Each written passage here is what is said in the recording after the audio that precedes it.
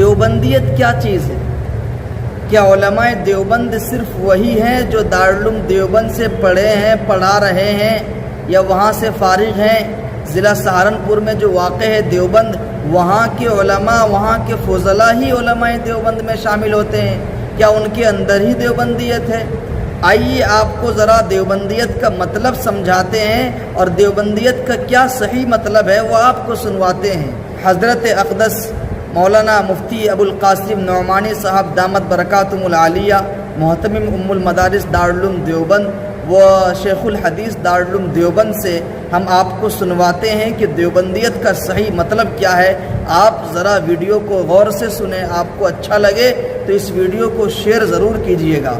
آئیے سنیے، دیکھیے حضرت والا کیا فرماتے ہیں۔ دیوبندیت کیا چیز ہے؟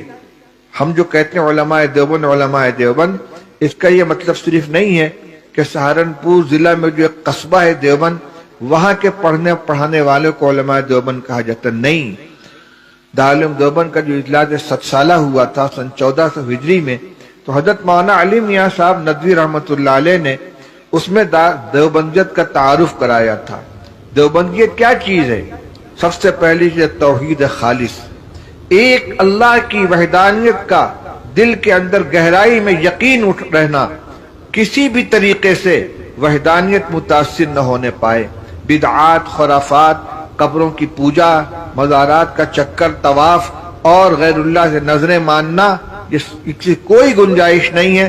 ساری طاقت کا مرکز و محور ایک اللہ کو جانا جائے، وحدانیت مکمل طریقے سے قلب کے اندر جاگوزی ہو۔ توحید خالص اس کا نام ہے۔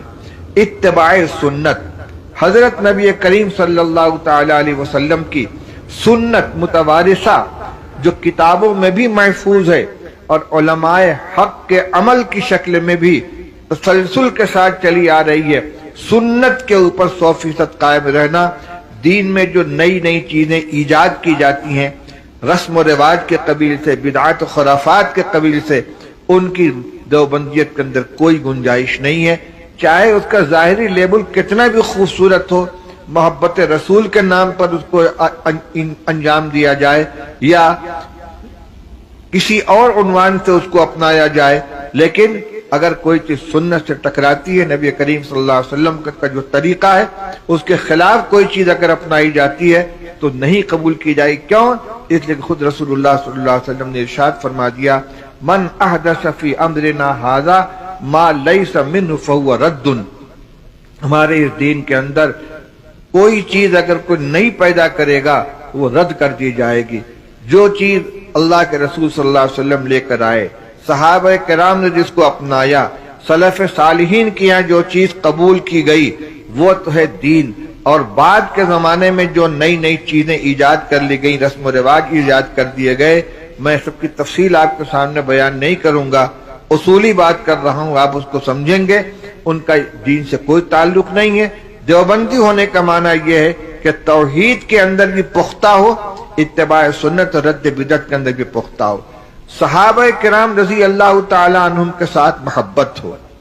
آپ یاد رکھیے، صحابہ نبی کریم صلی اللہ علیہ وسلم کے پہلے شاگرد ہیں۔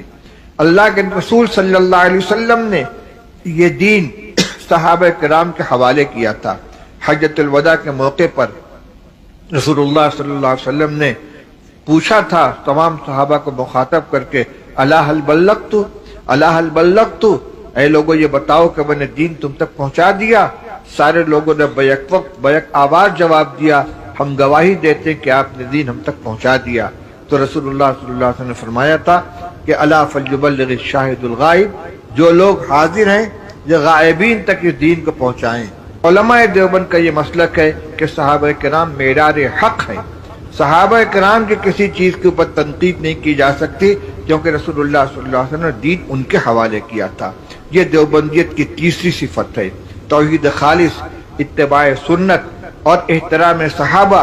اور چوتھی چیز ہے دینی حمیت و غیرت۔